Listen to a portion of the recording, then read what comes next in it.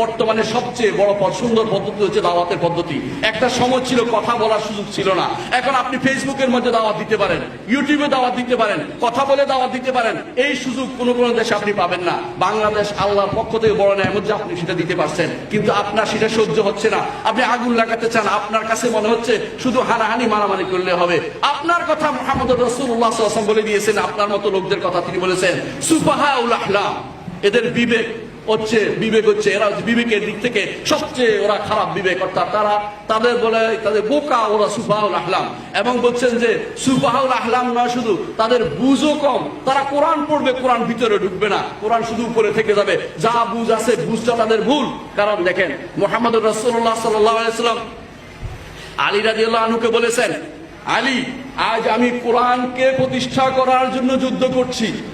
এমন একটা সময় আসবে কোরআনের অপব্যাখ্যা ঠেকানোর জন্য তুমি যুদ্ধ করবে। বুঝছেন কিনা? বুঝছেন? মুহাম্মদ রাসূলুল্লাহ সাল্লাল্লাহু আলাইহি ওয়াসাল্লাম কোরআনকে প্রতিষ্ঠা করার জন্য যুদ্ধ করেছেন। প্রত্যেকটা যুদ্ধ তার কোরআনের জন্য, দ্বীনের জন্য, আল্লাহ তাআলার ঈমানকে প্রতিষ্ঠা করার জন্য। কিন্তু আলী রাদিয়াল্লাহু আনহু খারজির বিরুদ্ধে যে যুদ্ধ করেছেন, খারজিরা কি কাফের ছিল? তো কি ছিল? কি কারণে যুদ্ধ করলেন তিনি? কেন যুদ্ধ করেছেন? কারণ কোরআনের অপব্যাখ্যা করছে তারা, কোরআনের অপব্যাখ্যা ঠেকানোর জন্য।